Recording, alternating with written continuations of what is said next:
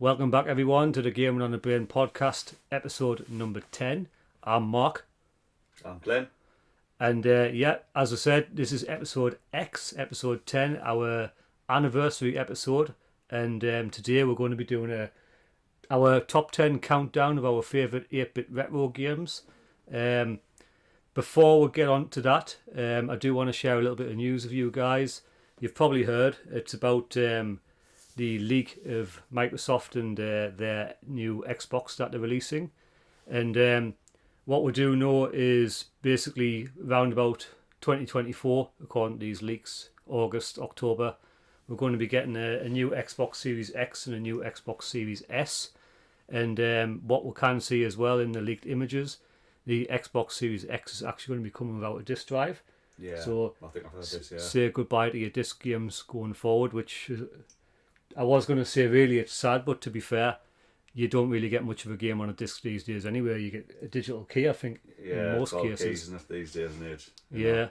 Apparently both the new consoles, the new series consoles, will be releasing with a new controller as well, which is going to have gyro built in, which is new for the Xbox. That's Sony and Nintendo have got gyro in both theirs, but it'll be the first time we've seen it in a Microsoft controller. The other thing as well, we'll be getting a rechargeable battery pack, which is quite nice, so you can actually charge like you do with your PlayStation controller. And on top of that, the battery is apparently removable as well, so if you did have problems with the battery pack, you can just change it out for another one. The Series S, the new one, which is going to be codenamed Elwood, looks pretty much the same as the Series S that's on the market now, but it will release with a terabyte of memory or terabyte of storage as opposed to the 512. Don't know about you, but I'll miss me disc-based hardware, like I will. Oh, anything yeah. with physical. I mean, I think it's inevitable though, isn't it? It's going digital only. Yeah, for many reasons like sustainability and carbon footprint and things like that. I understand why they try to do it, but it's just like growing up where we have personally grown up, it's just moving away from what I've always liked, you know. Well, it makes us wonder now, you know, I mean, back in 2013 when Microsoft were flogging the idea of your Xbox One with the digital only, no disc drive. But they were going to put in a system where you could trade your games with other people, and at the same time sell your games on and things like that. And everybody was like, "Oh no, we can't have that." And now look where we are. We're round to it anyway 10 years later, and this time we're not going to have those features that Microsoft talked about. So it makes us wonder, should we have just accepted it back in the day? It was inevitable. It was always going to be the future anyway. So who knows? But yeah, the new Xbox Series X that's coming, that is going to be code-named Brooklyn. And it's actually round instead of square. It looks quite nice. It looks like an air filter or something. So, you know, where Sony's looks like a giant router, we'll have a black air filter now as well next to it. So they've stopped looking like consoles. Yeah, it actually looks really good though. It's got a 2 terabytes of storage, and as opposed to 1 terabyte. Both consoles also get Wi-Fi 6 and Bluetooth 5.2 support, so some nice little upgrades. And obviously the money you're saving on the disk drive on the X, you're getting like a bigger hard drive, which is 2 terabytes should be plenty for most people, I would have thought. Yeah. But it's just rumour, but Microsoft haven't denied it. I think there'll be more news coming soon on that. Yeah, I think that it probably is true. They said they've been pushing for this for years, so I think it will happen. Like, yeah, I mean, look, for me, I mean, I won't be rushing out to change my Series X. Yeah, I won't be rushing out to change my Mega Drive or Sega Saturn. Aye, yeah. Yeah. It's I've all my consoles are hidden away. Just my Series X out at the moment. Oh, my PlayStation 4 Pro as well. But I mean, what will you? Will you be going out and upgrading, or will you stick with what you've got currently? Drop us a comment, let us know. Before we move on to the main segment, our top 10 favourite, most memorable retro 8-bit games. That's too big for the title, so we just stuck with top 8-bit retro games. So we've got 10 each. 10 each, yeah. We had a rule though, didn't we, Mark? Yeah, so a couple of rules. 1, you can't have the same game on multiple formats. 2, you can't have the same series more than once in your own individual list. So by doing that, we had to omit some typical classics. You know, you couldn't have like, you know, for example, Mario Brothers 1 and Mario Brothers 3. Yeah.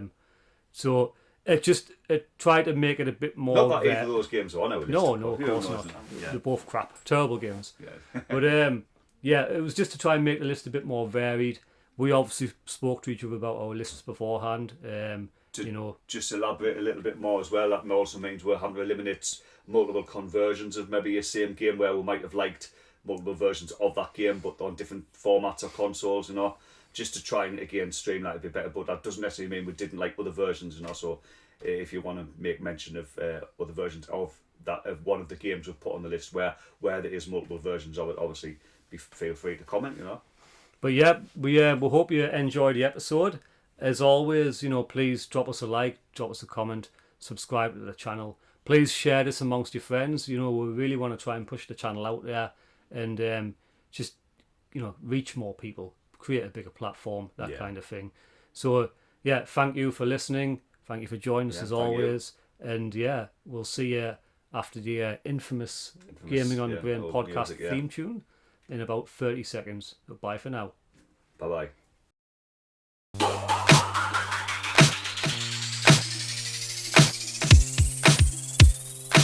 You've got Gaming on the Brain.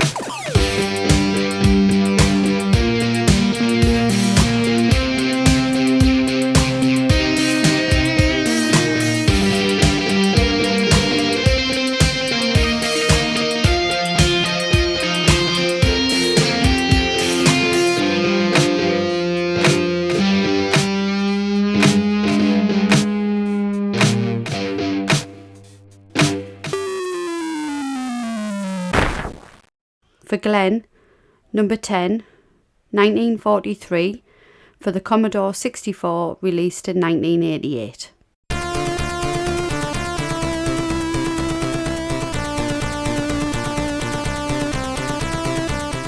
1943 and the Commodore 64 for me was a great game.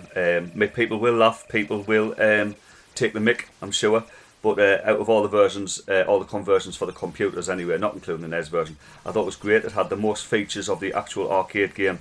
It had 16 missions, just like the arcade version, full 2-player. I mean, even the Amiga and SD versions couldn't boast that. And the Amstrad and Spectrum versions only actually had 2 missions from the original 16, the arcade game. So despite it being made by Teatex, one of the worst computer developers ever, I think it's a great game. I played this the other day when I was recording it for the video, Glenn, and I must admit it was an addictive game. Yeah. I put about a good 25-30 minutes. Yeah, it's got a lot of the original. All the weapons in there, well, just about them all anyway. It doesn't have many of the enemies from the arcade version, though. There's only a few different plane types and that, but most of the different ships and stuff and the different, like massive bombers are there and everything. So it does capture, for me, I thought it captures a lot of what the arcade content had. It played really well. I was quite impressed with it. It's been a long time since I fired this one. Terrible reviews as well at the time. I don't understand why, because it was a good game. Especially if you just give the Amiga version a shot, honestly, and compare it and see how how bad that is. And that was made by Probe of all people. They did all the other versions. Right. Speccy, Amstrad, Amiga, ST. Terrible. But I think this one's definitely worthy of a top 10. Like it's a good game, mate. Good choice. For what it could have been, for what it could have been instead.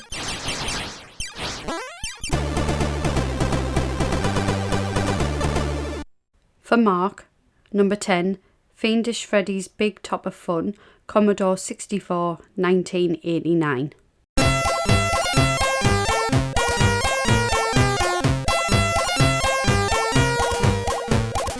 Yeah, so this game, it's probably a strange one. I don't know if many people have even heard of it, but it was one that I enjoyed an awful lot back when I was a little kid. And I'm starting to wonder sometimes whether I enjoyed it because I liked playing it, or whether I enjoyed it because I thought it annoyed the hell out of you with the music. But playing it again the other day, I realise now how much I did enjoy it. And the best thing I like about this one is the variation in it. The presentation as well, I thought what it was, The music, although excellent, I just remember the music as being super annoying, but it was actually really catchy. Yeah, and too catchy. Yeah, it does it. It gets in your brain. It gets in your brain. It won't leave. But it was. Imagine trying to get the guy into the cup. So the other day, I mean, I'm no good at it now. It's been a long time, but I managed to do a few of the rounds, and I got to the second or third one and that. But there's you've basically got multiple different mini games, similar to like California games and stuff like that. Super Test and all that, Decathlon. Yeah, so there's the ones I played through that I know are in it. There's high diving, there's juggling, there's trapeze, there's high wire, and it really is like you'll jump in, you'll play a round. If you can complete that round, then you'll move on to a harder version of that round. If you fail, you get judged, and then you get awarded money for how well you've done, basically. I think the cool twist in this game and all was Fiendish Freddy's actually, is he an insurance man or something? That's it, He's like an evil agent working for the insurance, trying to sabotage us, so he's not even like he's a nice clown. I mean, because there is nice clowns out there, would you believe? Yeah, so as when you're doing the high dive, for example, there's like a guy with a hairdryer flying alongside you trying to blow you off course. It gets really tough, like, to be honest. Do you remember the cover art on the box? No. That's kind of creepy. That is, I think, we need to maybe show them that at some point. But the cover art is find it for this and put it in the video. Is quite striking. Like, right. Obviously, it's even worse than like Sweet Tooth on Twisted Metal and that. Right. This is this is quite an eye opener. Like, so don't have the poster in your bedroom, I would say. But this one released quite late in the life of the C64 as well, so you can imagine it's pretty much as well presented a game as you're going to get on that system. And yeah, even if you just fire it up to hear the music, that's one thing. But yeah, give this one a shot.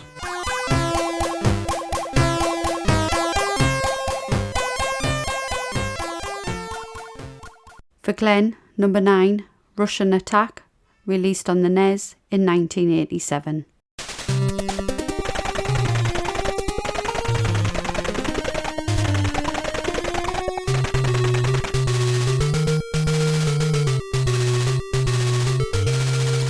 I love this game because, in the arcade version it was originally called Green Beret. It's a classic of its time, very quick. Very early sort of run and gun, but without the gun, apart from when you pick up the odd 3-shot bazooka or other special weapon, flamethrower and that. But Russian Attack was great on the NES because it actually had 6 levels, so it was one of the earliest games for that console that had extra material and more play time. If I remember right and all, I could have sworn it was a 2-player simultaneous game as well, so you could both get stuck in together and sort of one guy could be watching the back of the screen while the other one's watching the forward as you go forward, and keep an eye on what's coming at you both sides. Very Twitch game, but a classic. Quite good music and all. I remember that being catchy as well for what it was. But out of all the versions of Green Beret that got released, I would always say Russian Attack was the best version. I'm trying to think of what it was called in the Japanese title. It had a different title. But Russian Attack. The thing is, this day and age, you just couldn't get away with that title, could you? Now. No. Well, saying that, 2023, maybe at this moment in time, people would it's very politically correct to be, anti-Russian. So if you're trying to avoid basically sort of pigeonholing a whole people and culture, then maybe we shouldn't call future games Russian Attack. But like I say, great game.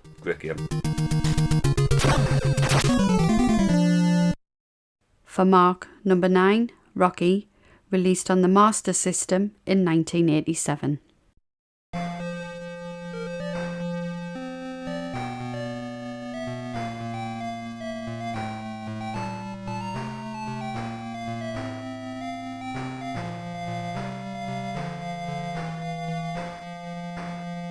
I spent hours playing this game, hours upon hours, mate. I remember, and I think I was quite good at it because I must have been. Otherwise, I'd just been sat there getting beat the shit off Apollo Creed probably.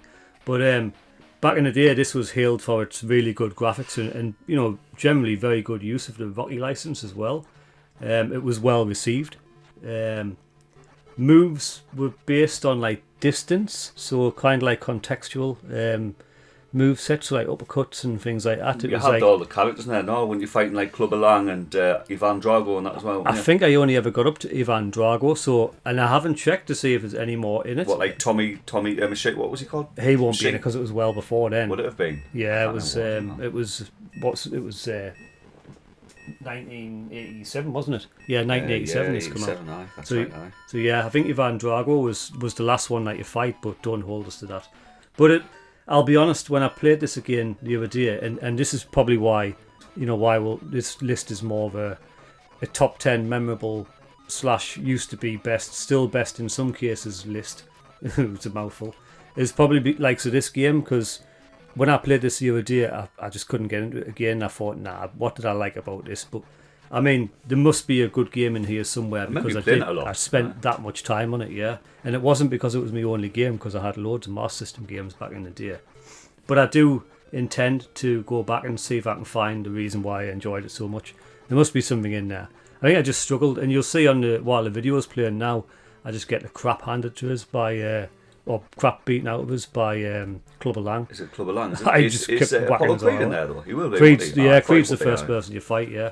But yeah, it proper kicked me arse, to be honest. It was tough as nails.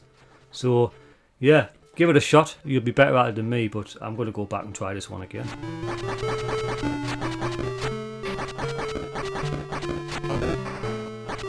For Glenn, number 8, Gunsmoke, released on the NES in 1988.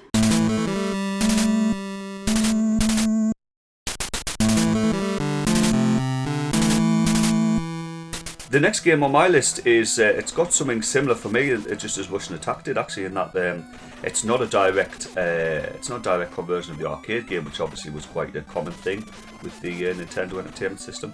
Gunsmoke is just it came out just slightly later than Commando, and it's obviously a very similar type of game, but with it having the constant forced forward push scroll system in place, it does play a little bit more frenetically. But the arcade game's excellent. I love the arcade Gunsmoke. But to me, what they did with the NES version, they trimmed it down and fitted around the NES's limitations. But in some ways they made a better game for it, because you've got like a very light role-playing system there as well, like picking up the scrolls to be able to take on the big bad at the end of each level, the target that you've got to get. So if you miss the scroll, the levels will go on indefinitely. These scrolls are often hidden in stupid places as well, like under barrels or just cow skulls and just general crap in the background, If I remember right, there's a couple of different weapons as well. You had I think it was equivalent of a shotgun, and I think it was called a Magnum, so you actually had equivalent of a Magnum back in them days. It's like a Magnum, which is like a bit of a knack axe, but it made, give you a bit more variation over the arcade game, but the bosses were cool as well. They had all their own personalities. But I never actually owned Gunsmoke on the NES. I borrowed it off a guy back in my school days, and I tried to buy that game off him for about 4 weeks worth of pocket money, and he just would not give it up. So I think I gave it back with a tear in my eye. So it's a good game. I owned it some years later, but I've sold it back once since then. But yes, NES version of Gunsmoke, very, very good game. Love it. So yeah, replaying this for the video, I must have played the first level for about half an hour before I realised you had to buy the scroll off one of the... well, you can find it in the background, but but at least it gives you the option to buy it, which I do like, so at least it's on there. But eventually I realised what I was doing, and I was like, alright, so you buy the scroll, and then you scroll a little bit more, fight a few more enemies, then you fight the boss. Yeah. I think I did the first few levels. A really good game. It's a shorter game though. The arcade game's got 10 levels if I remember right, and there's different bosses at the end of every level. It doesn't do what like Toplan shooters do, later Toplan stuff, where you'd maybe have 10 levels, like say Tiger, Twin, Cobra, and have 2. You'd beat the first 5 levels, and the 5 levels would repeat, but with new bosses. But Gunsmoke, which is an earlier game as well, remember, had 10 very different levels. I thought the effort put into it, and 10 really cool bosses that all had different weapons and different ways of fighting. Where the NES version trimmed it down to 6 levels, but used 6 of the generally the most memorable boss fights. And they switched a few around a bit or renamed them, but the playability and the gameplay is still the same as arcade, so both versions are excellent. No, it's a good choice, mate. Really good choice. Spot on, yeah.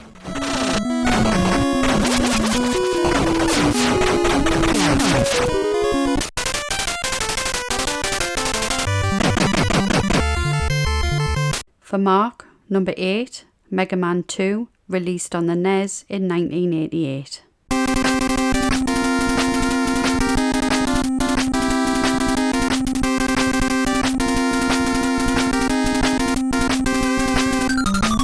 So yeah, Mega Man, Glenn. If you don't know what this is, then obviously you've been living under a rock on planet Venus or Mars or something. Such deep roots. Yeah. Look, everyone knows about Mega Man. It's absolutely hard as nails. Mega Man 2 in this case, for me it's the best one on the NES, on the 8-bit systems. Not quite as hard as Mega Man 1. I did replay the first 2 recently when I bought the Mega Man Legacy Collection, which is basically just a port of the NES version, But I honestly, I had to use the rewind feature to be able to finish it, because it kicked my arse. But it's still a very, very good game. Very challenging, very addictive, some outstanding music, very colourful, great graphics and that. And although I never finished it back then, I did finally beat it. So happy with myself on that one. don't think you really did much. No, of it, to be honest with you, I only ever played a little bit of the very first Mega Man. I love the look of the graphics on like the SNES and the Saturn games that came out later. I think they're beautiful, stunning looking games, but it's just not a series I really got into. At that moment in time, I think I was still more into me Street Rangers and me Golden Axe still like. So I never really bit the. And obviously, when those later games came out on the SNES. Because there was some titles coming out into like 95 and 96, Mega Man X and that, yeah. Saturn and that, and I think the PlayStation as well. They were the days when I was moving into Twisted Metal, so I never really bothered with those games. Like, but no, I think if you ask different people, they'll tell you different answers. But for me, Mega Man 2 was the best one on the NES. So yeah, if you haven't played any of them, I recommend you jump in there and try that one.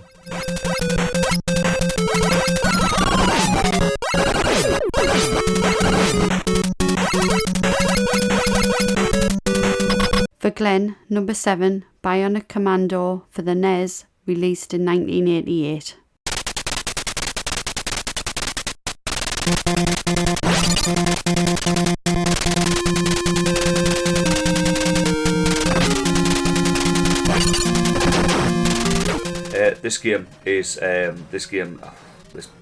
This blew me away back in the day for multiple reasons, really. I mean, I didn't really like the Bionic Commando arcade game. I had very little playtime with it. In fact, I might have not even played the cabinet at all back in the day. It wasn't until later. I had a C64 version and excellent music, fantastic music on that particular version of the game, but a very, very hard game and not really, not very playable. I mean, they tried to make it playable, so I didn't spend a lot of time. I'd play the Commodore game and die after about level 2 and give up, and because it was a multi-load, I just lost interest. Somebody lent me the NES version of Bionic Commando and I didn't know what to expect. Obviously playing the first level, it was a completely different game to the arcade and C64 versions, and an extremely hard game. I remember not being able to get very far at the start, but something just kept me going with that game. It's had such a deep story for a game that came out in like 88, 89. Such a, I mean, it wasn't until years later that I realised that the Japanese version is actually more directly based on the events of World War II and that, with Hitler actually being a character in the game, which I wouldn't have known that at the time because, I mean, I'm not into this censorship block, but I could totally understand why back in the late 80s they would want to censor something so strongly and it had a new antagonist as the bad guy. But the basic gameplay between the two versions stayed the same. And Bionic Commando's great as well because it had RPG elements as well, like you were leveling up your character. You had to, you'd enter special rooms where you could call reinforcements or change outcomes in the game, and you'd gain certain equipment or weapons, or even talk to new characters by just triggering different events and that. It had cool bosses, which the original arcade version did not have, and many of them were interesting, including a really cool final boss in the Albatross.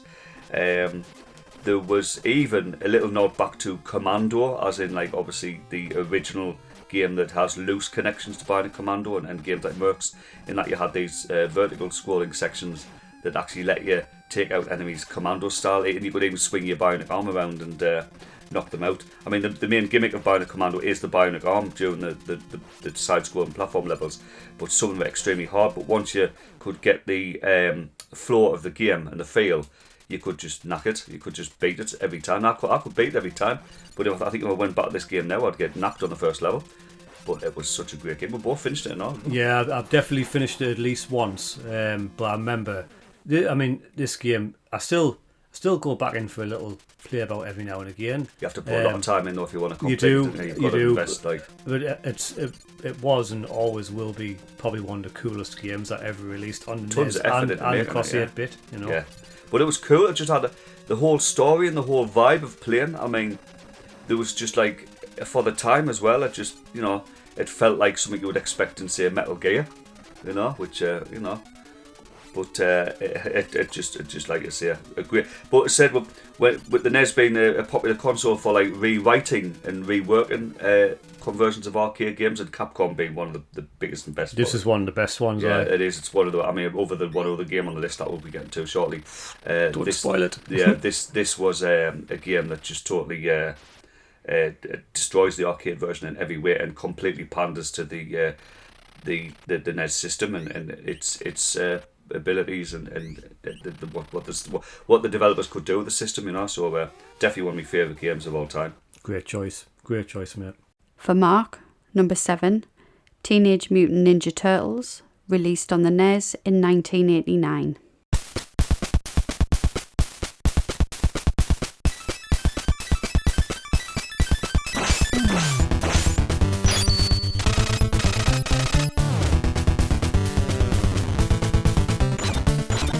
You either love this one or you hate it. I'm one of those who love it, mate. Got very I spent lots of time with this game. Yeah. Very fond memories of this game. Did you complete it though? Yeah, I've never completed it. A couple of times, done it. Shredders, that corridor before Shredder. Could never get the Shredder. I can't remember the end, but I definitely remember finishing it. Don't listen to AVGN. Exactly, yeah. I remember being over the moon with it. Yeah. But yeah, I mean, it's a platform action game released by Konami, programmed by Ultra. It actually released on the PC as well, and possibly other formats. I haven't looked into this, but that's not what this episode's about. The game has some seriously tough areas, but I remember back in the day I could complete it quite easily. I mean, even like the dam section, that like I think most people stopped playing it at the dam section where you defuse the bombs. I was okay with that. I used to find that a too bad. Yeah. Do you know what it is with this one? I wonder though if people would buy this game expecting the arcade version. And obviously, it's not that at all. They didn't get that till the sequel, did they? they? It's not exactly. It's not that at all. And I think it is its own thing. In fact, didn't this come out slightly earlier than the arcade machine though? Like months or? I think it did. The same year, but I think this came out before. I think so, or around about the same time. But yeah. But I remember I'm great. I mean, the boss is not cool as well. The boss thing kicks in and Bebop or Rocksteady come on and that. Aye. You see in the video, I hide at the top of the level and just hit him in the head with Donatello, your staff, the old cheat. Man. It's surprising how much you remember, because I haven't played this for about 20 years. It's catchy as hell, all the tunes, just the in-game tunes, and riding around the map world with the van, and just trying to run things over and stuff and that while you're doing it. I like the big Mauser. I thought that was very funny and very cool just to say that. No, I always enjoyed this one. It was a very good game. Yeah. I think I want to go back and replay this one again, but I might get the PC version and see if it's any different. I've heard it's a little bit broken. But it looks very good. It looks like obviously a much better, cleaner version of what the NES game is, But that's what I've heard. But it's maybe worth checking it out. Like definitely one I want to revisit again.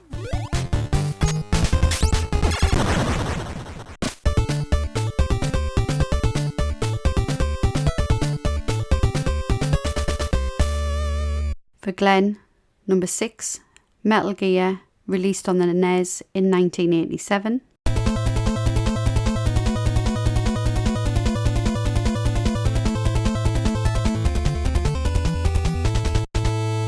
Well, speaking of Konami games and all, the next game on my list is this is bear in mind, if you are under 30, when I mention you've already know what the title is, but when I talk about Metal Gear, you're probably going to immediately think of Metal Gear Solid, but many people still don't realise that the series started back in the mid-80s.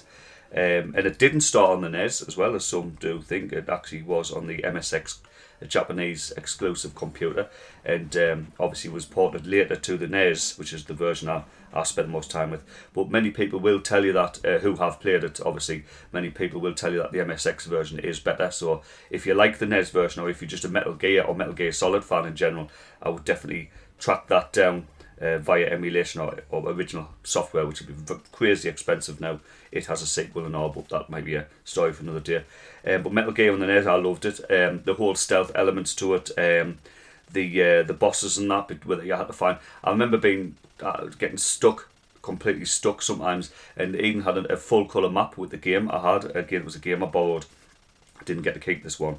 A full colour map that would tell you how to get through a lot of the game, but some of it was still left for you to discover. Like you ended up in a desert where you would have to take certain directions in the desert to be able to get out, and you could be on for hours if you didn't move in the correct ways, move in the correct sections of the desert to actually get away from it, But it was just the whole, the whole atmosphere again. It just felt like a classic 80s, espionage or war film, and to see a lot of people who've grown up with the Metal Gear Solid games.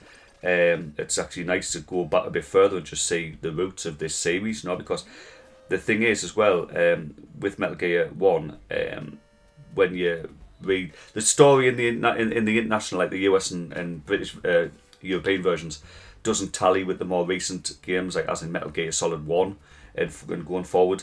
It's the Japanese version where you'll realise if you look at a translation patch of MG1 and then compare that like more against the story of the more recent games, you'll see a connection between those games because they're renamed characters in international versions. Because I remember when I played Metal Gear Solid 1, it just wasn't making sense, but that's the reason why. But like I say, Metal Gear 1 though, great game, good, great choice of weapons as well. You spent a bit of time with it as well, at the time. I'll be honest, I wasn't going to say anything because I haven't got anything nice to say.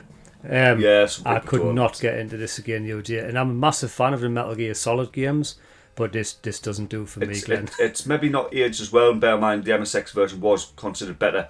But it's like when you do switch it on, you're looking at a game and you're thinking, what am I playing? Am I playing a commando style game? Am I playing Gauntlet?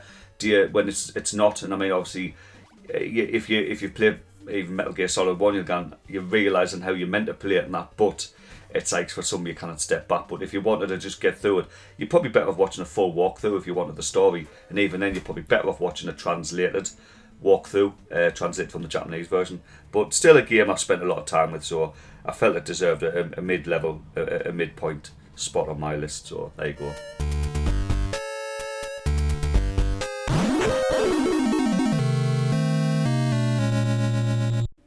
For Mark, number 6, Probotector for the Game Boy, released in 1991.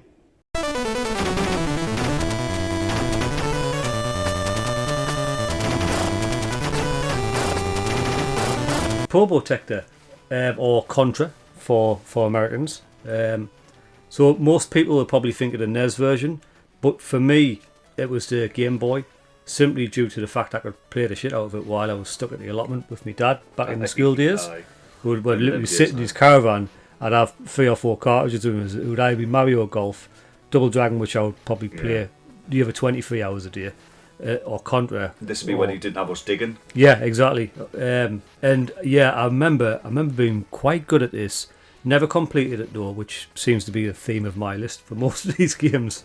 But yeah, I just really enjoyed this. I mean, everybody knows what Contra is. It's a run and gun. Loads of different weapons, loads of big bosses and everything. I know the NES version was technically superior to the Game Boy, but I've explained why I preferred the Game Boy version. And yeah, spent hours upon hours playing this really, really good game. Trying to play it again for the podcast, and oh wow, did I get my arse handed. It's so tough. I couldn't even get past the first level. I don't think I finished the NES version. I never played the Game Boy, but I don't think I finished the NES version. Me and you played the NES version together a couple of times now. Beat it, But yeah, I struggled with this the other day. So this one is on my list to go back and revisit because I know there's a good game in there, and I know I was good at it one time, and I want to get that back. So yeah, if you get time, try this one. If you're a Game Boy fan, it's definitely worth a blast.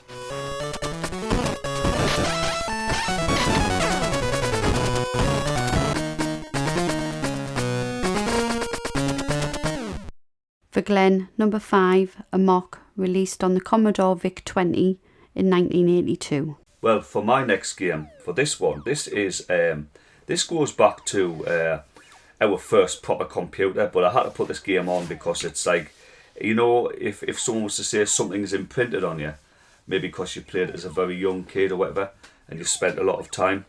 Might not necessarily be a great game, but even then you've got to look at things in context of the time that you played it. Amok is actually, it's just a clone of Berserk, of a classic Stern coin of Berserk, and even then it's stripped back massively. I mean, it's very easy to play. It doesn't have Evil Otto, which anyone who knows Berserk will know what I'm talking about, what Evil Otto is. So you're just fighting half a dozen or so robots in each of the arena. There's only 4 different types of screen as well, where you fight 4 different colours of robots that increase in point depending on the colour, and then you go back to the first colour again. It just repeats, but it's extremely addictive and it's quite fun. When you're firing your gun, you can only have 1 bullet on screen at a time, so you've got to sort of strategize a little bit where you're going to fire. You can't touch the walls again, just like in the original Berserk coin up, but you can lead the robots into crashing into walls, just like Berserk. They can shoot each other as well. And they can shoot each other, so there's like quite a bit of satisfaction. And like I said, this game came out in like 1982, and I had to put it on my list and fairly high up as well, mainly because it's one of the first games I really spent time with, and I remember us playing it in the kitchen at the time, but at our old house, playing it on the black and white. So when we're talking about different coloured robots, we didn't know what colour they're meant to be, because they're all different shades of grey. That's a good point. But a mock, though, really, honestly, I've said a lot of yous here who might be listening to this won't even know what the hell I'm talking about. I can't even remember the company that made it right now, to be honest. But if you Google a mock on the VIC-20, just give it a shot on WinVice maybe, and just see, and just bear in mind, remember, it's a computer game. It's literally a rip off of an arcade classic for a very, very underpowered system, and it does what it's meant to do. And we both had quite a bit of playtime on this, so I thought playing this the other day, I was on it for about 15 minutes. It held us about 15 minutes. I mean, I enjoyed just completing it, like doing the full round, doing the full 4 screens, and then turn it off, Well, when doing the full 4 screens takes about a minute, so I think I did about 60 screens trying to find more screens. It doesn't seem to get much harder, really. No. There's one screen, I always remember one screen where you enter the screen from the bottom, and you've got them surrounding you, and it might be the black robots, it might be the hardest ones, they're literally around you. So you're like, oh Christ, you've got to move quickly, and generally get shot like. But I think the black ones didn't fire back. I think it was the red ones that were quite nasty, if I remember. I think the greens were the start, then there's the blues, then there's the reds, and then the green blacks. The blacks and the reds could be all the way around, but they're starting to fire more. Like. No, it was fun though. It was fun. It is definitely. Good game. Lot of good times with that one. For Mark, number 5, Shinobi, for the Master System, released in 1988.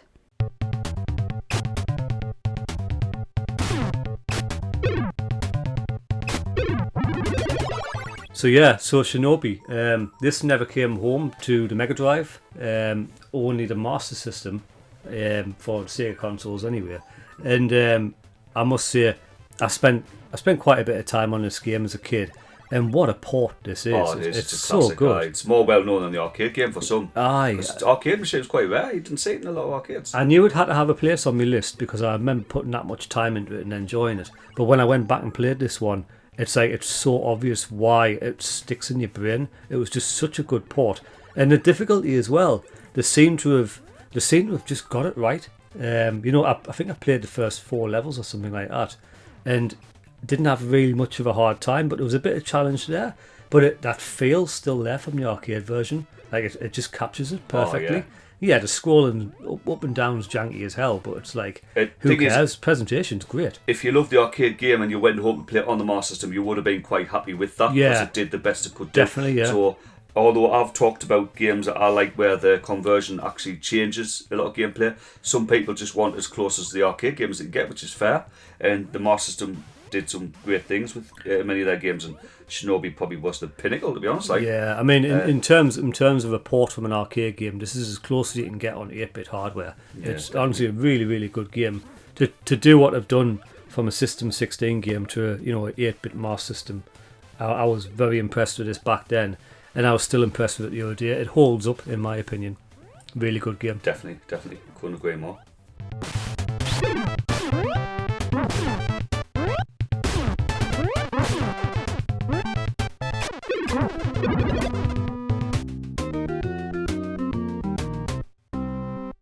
For Glenn, number 4, Spy Hunter, released on the Commodore 64 in 1983.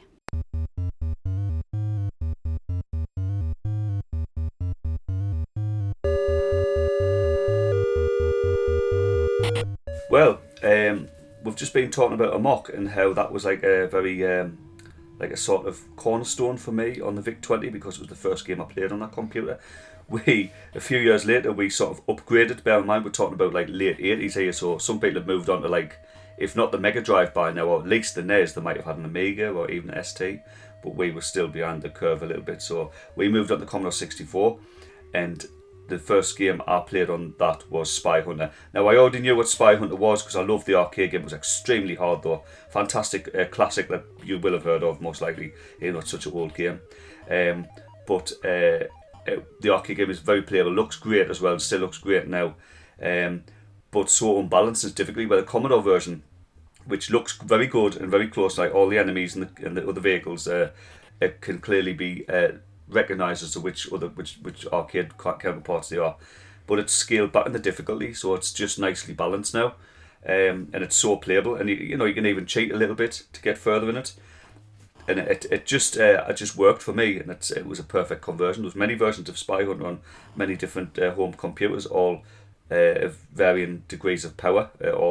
Many of them about the same as the Commodore, if not less. And but the C64 version just blew me away. We had some great time. I remember we'd play it for hours, literally on hours, when we just got the Commodore, and then our uncle would try and get us to turn the game off to try something else. And other than like Rambo First Blood, which should have been on this list but didn't make it at the time, would pretty much just shove Spy Hunter back in as soon as you walked out of the room, didn't we? Oh yeah. It was just classic. It was good. I mean, I couldn't play it very well. It's hard trying to emulate the keystrokes and stuff for the smoke screens and missiles and whatnot. It is. That was the only thing with Spy Hunter and the Commodore. It if I remember right, it used the joystick and a button press at the time. Where like the Speccy version and that actually just used keys on the keyboard. But I sort of preferred the Commodores in a way because at least you had it all at your fingertips as opposed to having to bend over and press stuff on the keyboard. That's the mistake I made because I was looking for the keyboard key. So bear in mind I was recording footage, so I didn't want to bring up the in-game keyboard to try and... Left and fire for oil slick, right and fire for smoke screen. Right. The missiles fired automatically. If you got the missiles, you just had to have the bomber in view. I think you get 3. I remember getting 3, and I think the arcade might be the same, but it didn't have a separate button or a separate press. Right. Just be careful not to waste them. As soon as the helicopter gets in front of you, press and the missile automatically fire. Whereas I think that I had a separate keystroke as well on the Speccy and Amstrad and that. But again, Spy Hunter, it's just a memorable game. I mean, obviously, one quick synopsis of the game itself anyway, it's clearly based on much of the chase scenes from the James Bond film series, you know.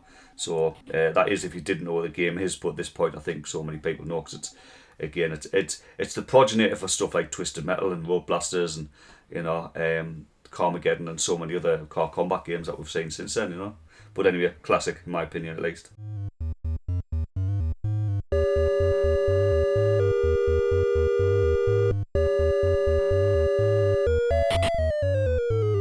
For Mark, number 4, Battletoads, released on the NES in 1991.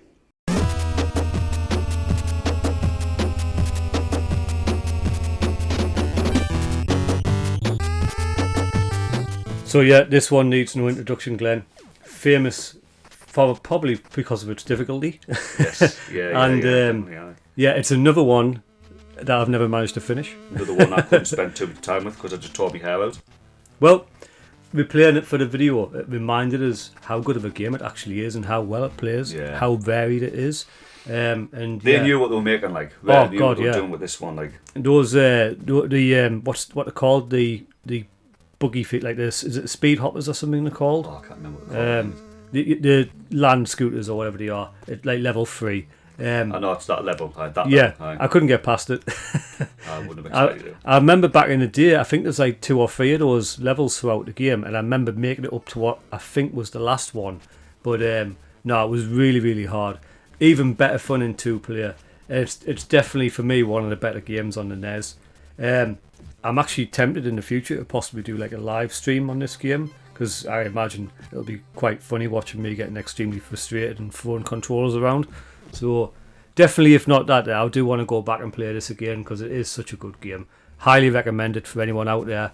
If you've got a NES or you haven't, you know, get it downloaded. I loved what they'd done with like the bosses and stuff. I remember the first boss, that giant walker and that, and you'd fight it from its perspective and that, and you're throwing shit at it until it would like break, you know. And I thought there was a lot of creativity in it, as opposed it wasn't just a Turtles rip-off, a Turtles arcade rip-off, you know.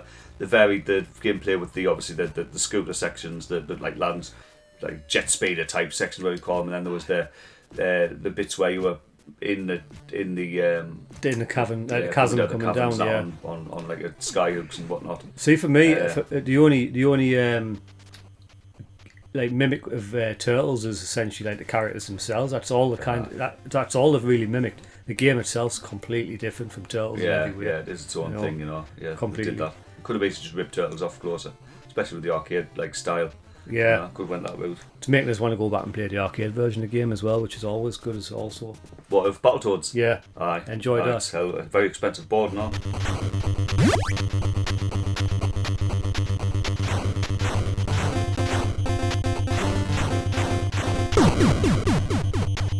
For Glenn, number 3, Low G-Man, released on the NES in 1990.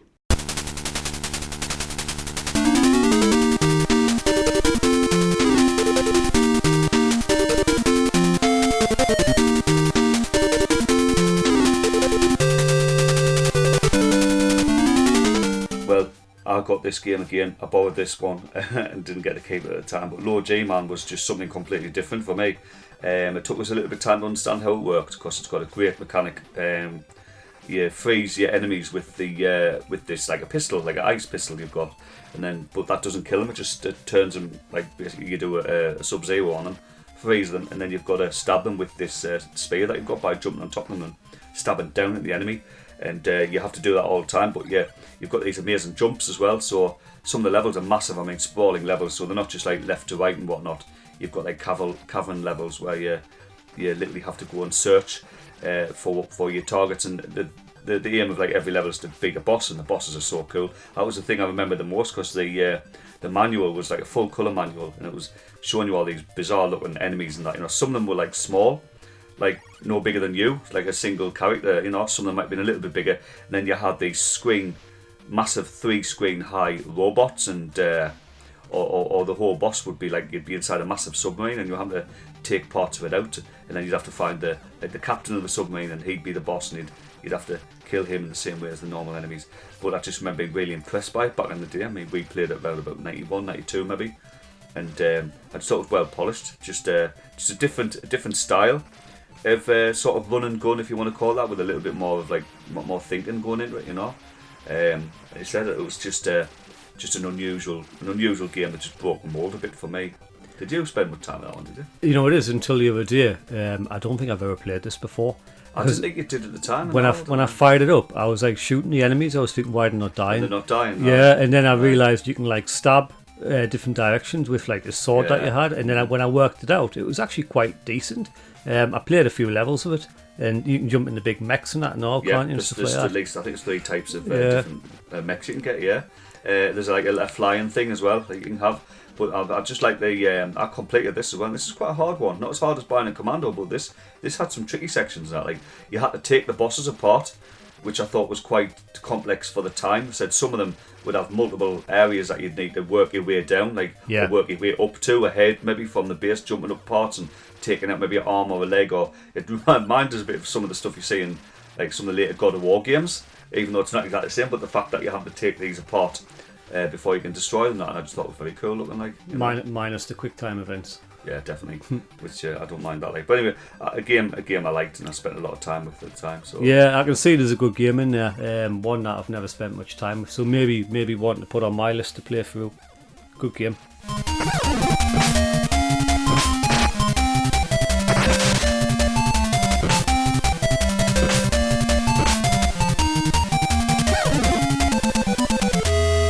For Mark, number 3, Kung Fu Master, released on the Game Boy in 1991.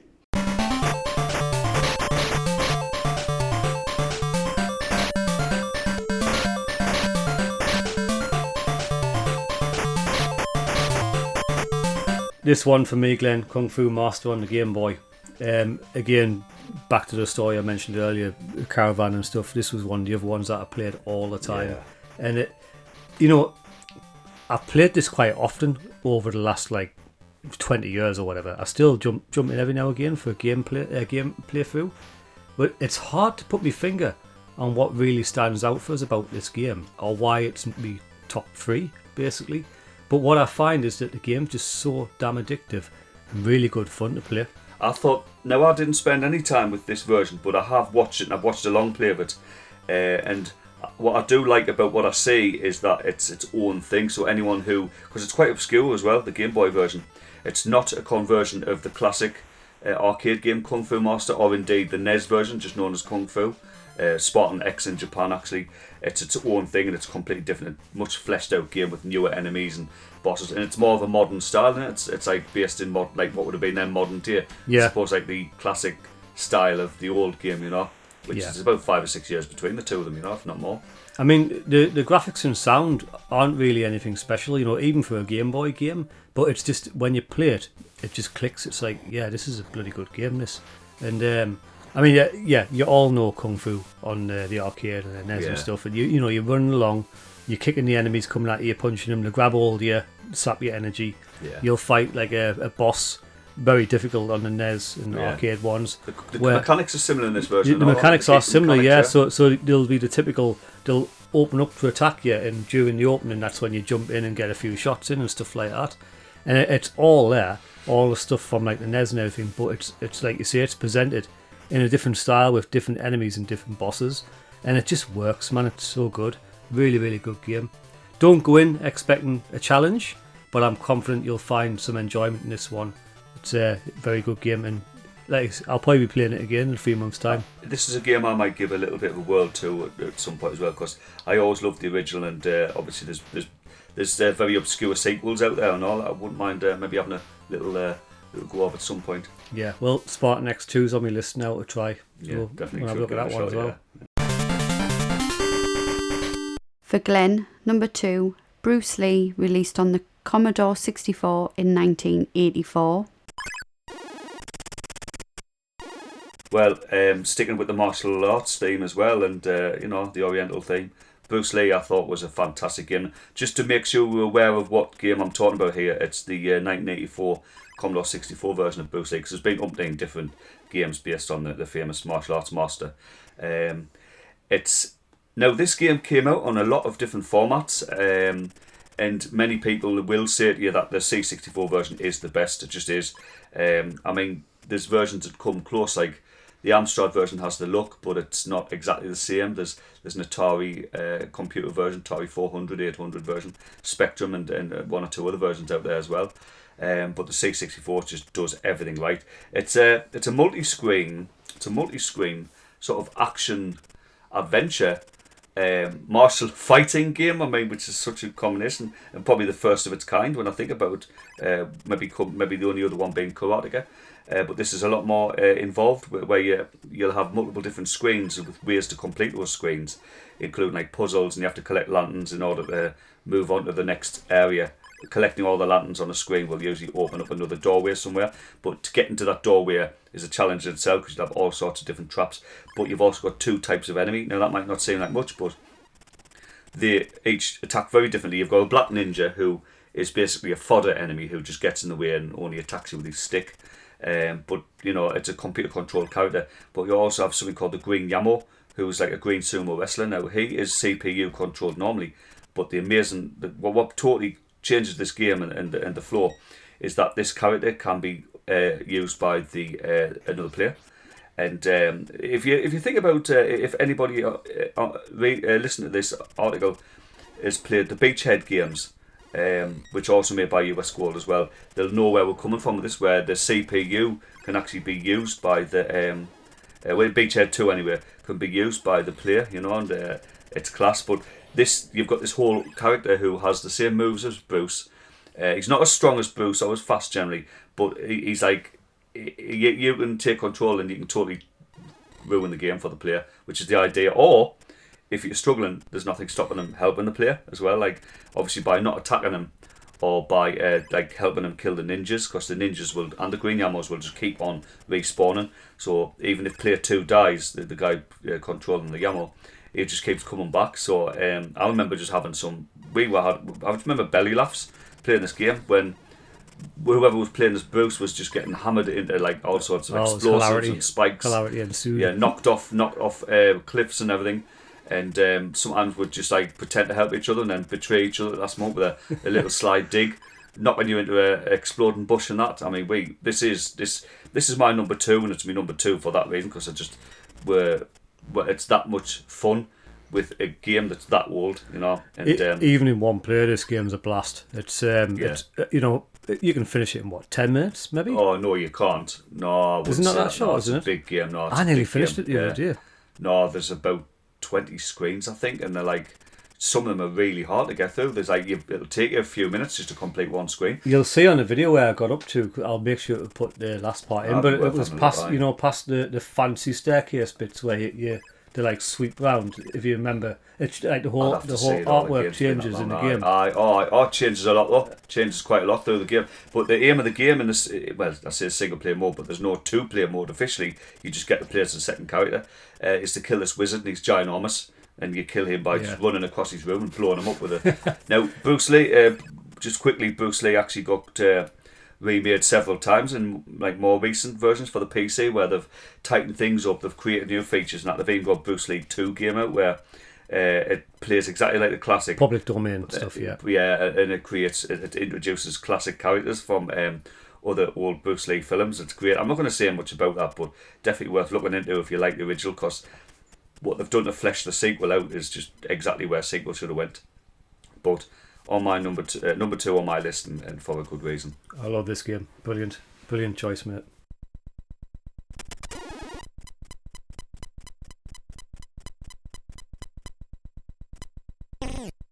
For Mark, number 2, Super Mario Land 2, The 6 Golden Coins, released on the Game Boy in 1992.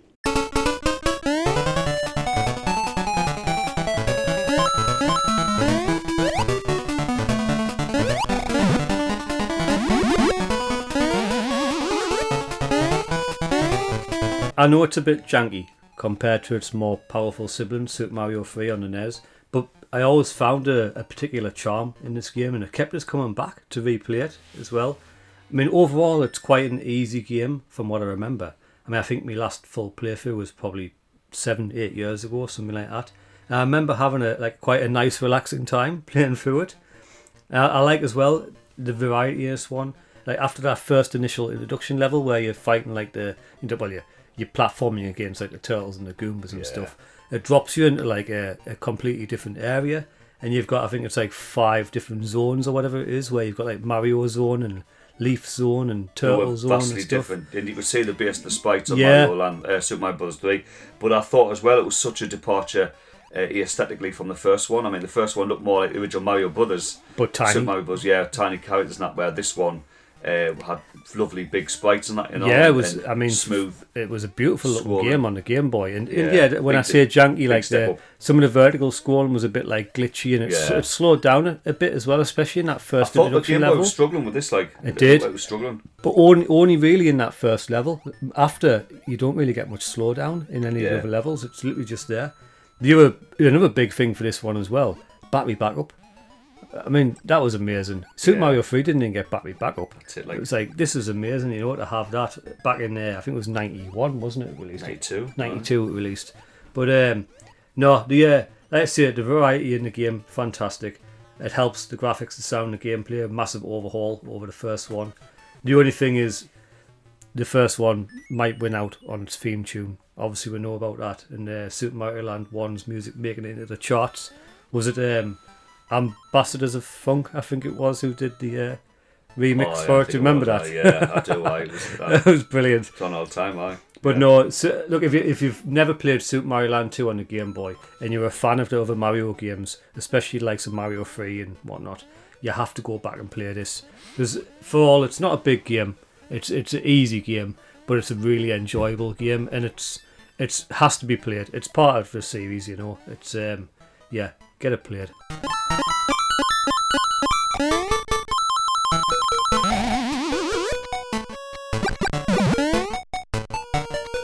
For Glenn, number 1, Super Mario Bros. 3, released on the NES in 1988.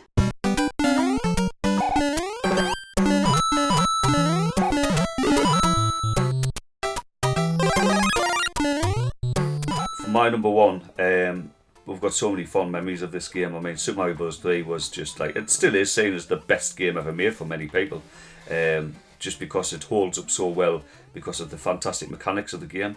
But everything just gelled so well. I mean, I don't really want to just break it down to individual components, because just the whole experience was fantastic. But it's not just the experience of the game I had this, but the antics that we got up to in order to play this game. I mean, we'd play this into the night. We were meant to be at school, and we'd be playing this to like sometimes early hours in the morning, or at least like 11, 12 o'clock when we were meant to be like in bed and that. And our dad would try and catch us out because he knew what we were up to. But we worked out a way to sort of like keep him from realising that we had the NES still on. I mean, we'd whip the telly off as soon as we heard like their bed, like my mum and dad's bedroom door go, And but with the telly on, you could still see through the cracks of the door between the frame and the door where the light of the telly was on, the TV was on, and so he'd sometimes come running in and he'd caught us out once or twice, but other times he just didn't realise what we're doing. And as soon as he went to the toilet, went back to bed, we chucked that telly straight back on and kept on going. And I'll be honest and say I never actually completed Super Mario Bros. 3 as a single sitting. I just never did it.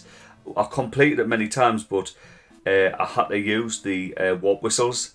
So I could beat it. I mean, Bowser, the final boss Bowser, is actually quite an easy fight. It's an interesting fight, but it's very easy to beat. But I struggled with level 7, which and level 8. I mean, Pipe World and obviously Bowser's World, you know. Some levels in that I thought were very hard, but I did manage to get through. But I thought getting through the whole game in one sitting was very hard. Like was big. It made it easier when Mario All Stars was released, wasn't it? You could save your progress. Yeah, you save your progress, which is something you couldn't do on Super Mario Bros. 3. So you pretty much either had to sit through it in one go or get the warp whistles to burn your way through it. Because Giant World was probably one of the most interesting ones. Yeah, like, World 4. The spikes were just massive. World 4, it's like. You know, and everything was moving around. A nice old clip, you know, which I thought was just great. Like the amount of features Mario 3 introduced as well. I mean, the thing is, some people were burned a bit on 2, even though 2 I think is a great game in its own right. But obviously, many who should do really, if you listen to this type of stuff, will know that obviously Super Mario Bros. 2, as we got it, is actually a conversion of a very different Japanese game, and it obviously plays differently. It's got very different mechanics and that, you know. So when Mario 3 came back out. And it obviously played a lot more like the original Mario, but with new mechanics as well. That just like was what people wanted, and they got that.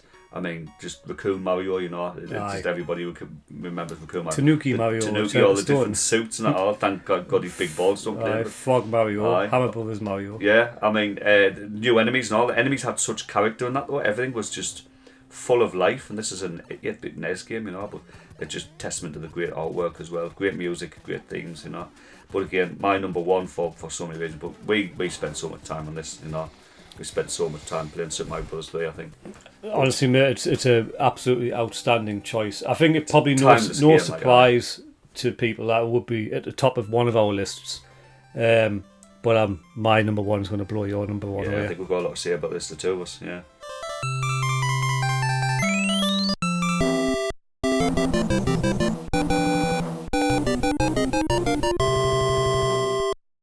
For Mark, number 1, Double Dragon 2 The Revenge, released on the NES in 1988.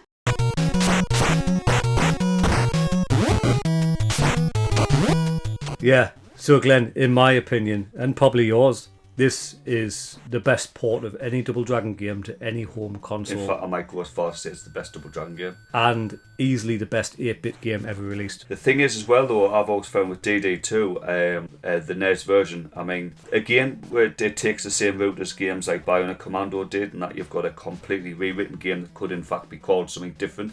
I mean, the arcade game wasn't well received, was it really? It wasn't too well received. I mean, no. Well, I mean, can you blame it? It was pretty much a carbon copy of the first one with a couple of different moves. Yeah, a few extra and enemies. Some different backgrounds and enemies. The backgrounds, in fact, the great thing about the backgrounds was they're pretty much exactly the same levels, but just with a new coat. Yeah, different layer over it. But as you know, we've discussed before.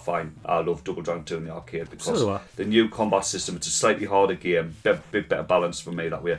I do prefer 2 to the first one, but it wouldn't be a big enough step above Double Dragon 1 to be a great sequel. What some people consider a great sequel, where DD2 and the NES though is just everything. It's just everything a sequel should be. It's great. I think what we love about this though as well, and I will say is that it's got variety within the gameplay. It's not like it's a Street of Rage where you are running along and beating people up for 8 levels. Yeah, you've got a little bit platforming in there, which is done quite well considering it's more of a beat 'em up engine. You know, it's not Super Mario Bros. You've got to be near pixel perfect. Yeah, on a couple of level 6 is a bastard, you know.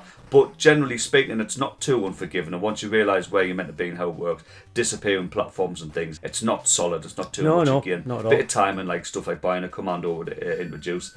But the actual fighting system, I mean, again, like comparing it against Double Dragon 2 the arcade, or even Double Dragon 1 NES, it just does everything right with so many new moves and satisfying moves, like using that super knee and the hyper uppercut and all that, and the cyclone kick, which is just great. But I think not just the game itself, with all 9 of its amazing levels, you know, introducing new bosses, which we now call Raymond, you know, who was just a mysterious warrior at the time, you know. It basically goes beyond the arcade game by taking you almost like Golden Axe on the Mega Drive did, you know, a little thing like that, you know. But on a much grander scale. Yeah. I mean, you know, just new enemies, replacing some enemies that maybe weren't as interesting from the arcade version and keeping the more interesting one, and sometimes giving them a few twists, like obviously Airborne now being much more like a commando with his army pants and that. You know, I mean, Burnov's helmet just staying on the floor now instead of the whole guy sort of like disappearing and forming back up was a nice little touch. But I think what we would say, you know, is that Double Dragon 2's best feature was our unofficial multiplayer versus mode that we created. we played on 2-player type 2 mode 2, which is one way you hit each other, and we just kicked the shit out of each other. Basically, we just usually were dead by the end of level 1. Because your lives would just keep pinging across to each other, wouldn't you? You would nick each other's lives, but you would be climbing up because you weren't invulnerable when you were on ladders and that. You could just use like the hyper knee or the whirlwind kick to just like blast you off into space and that. So if we played like that, we'd never really got past level 1, and if we do, and we got to level 2, as soon as one player jumped over to the ledge on the opposite side, he had absolute monopoly of everything, because as soon as the other player tried to get over, he'd just kick him off the cliff, and it was just... But it wasn't meant to be an official mode, because DD1 on the NES did have an actual versus mode that was quite good. I was sad to see that DD2 didn't, but to be honest, we didn't miss it, because this is way more fun. You know, I mean, we didn't need to do it, because the game was a 10 out of 10 anyway for me, but this was just like... It's just the experiences we've had with this one. Every level. I still play it often now. It's the thing about this one as well. The difficulty, it can be quite challenging. I think if you, especially new, but if you remember at the start, if you obviously pop up 2 players, put 1 player to 2-player B mode, you can kill the other player and take his lives. So you've essentially got 9 lives to start with. I thought it had quite an intuitive system as well, though. I mean, obviously you've got quite a lot of moves, and they said we have more moves in the original arcade game. And like obviously just grabbing an enemy gives you an option to use 3 different forms of attack. You've got knee, elbow, and like that upper kick, haven't you? And throw as well. You've got the knee, that's it, and the throw. I mean, you've got a lot of variety within that, which is great for a game of its age. It does away with some of the less interesting attacks, you know. Headbutt. You know, well, that wasn't in the arcade game, fair enough. But it was never. You didn't. No one used it much in DD1, you know. It has weapons as well, and some of them are different from the arcade version. It takes a slight step back in weapons actually, but you just don't miss it. I mean, there's no heavy throwing weapons, as in like the barrel and rock and stuff. Like the box, you know, the crate or the power ball or the log and that, you know. But you don't really miss them, and weapons disappear after, a bit like in the first game actually on the NES, after the enemies have been defeated in that area. But it just doesn't matter. You just don't miss it because the combat systems are great. The levels as well. I mean, there's no single level in the NES version that is an absolute replica of its arcade or any other version. You know, like there'll be levels that are clearly based on those levels, like the heliport level or the Forest of Death, as it's called. That's level 5. But you've got levels now that take place in the helicopter itself. You've got a trap room which is one whole level, level 7. Well, level 6 and 7 are 2 levels that are purely based on platform action. With avoiding traps and a little bit more skill related and less on enemies, you know. So, and it's a nice little change of pace. It never outstays its welcome, because you get to level 8 again and you're now back into like a more traditional scrolling combat level. So I think this game, you can see it was made with so much love, and it can be felt all the way through as well. I mean, soundtrack's stellar, the graphics fantastic, gameplay absolutely amazing. It's a 10 out of 10 all the way around, isn't it, on this one? Yeah. It's a flawless conversion, I think. Well, it's not a conversion, but it's a flawless game. Just say game. I was going to say adaptation. It's a flawless adaptation of Double Dragon 2, the arcade game. There you go. Expect to see an episode about this one someday, possibly soon. Who knows? Yeah. But yeah, I think there will be one coming.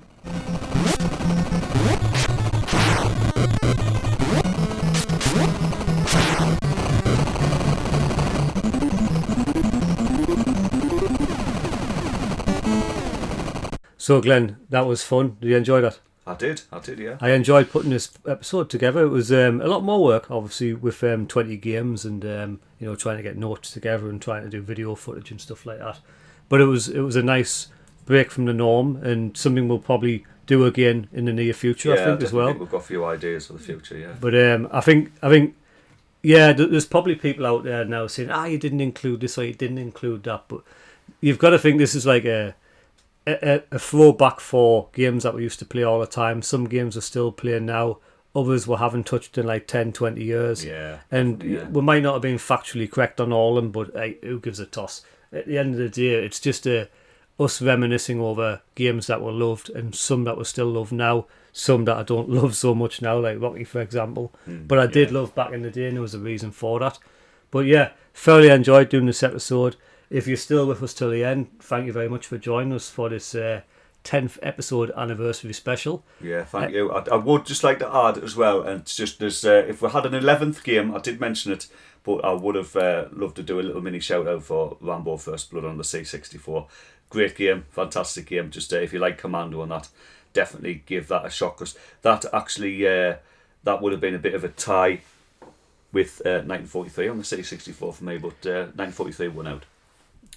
Fair enough, mate. I think I remember that one quite well, actually. Rambo, yeah, great game. We played it a lot. It's just the music and all, Martin Galway and that, no, but oh yes, it was a bit of a thinking man shooting, no, because you had to. Yeah, it took us about 10 years to work out how to finally free the prisoners. yeah. I couldn't work it out. No one knew. One day I just did it by accident. I thought the game crashed. And then these blokes come running out of a hut. And they, I can finally complete the game 10 years later. It's come back with us now, actually. Yeah, it took us years. But no, thank you very much, everyone, and we'll see you next week with a possibly a special guest joining us. We'll talk more about that in the introduction for next week. Absolutely. So take care, everyone. We'll see you soon. Take care. Bye. Bye-bye.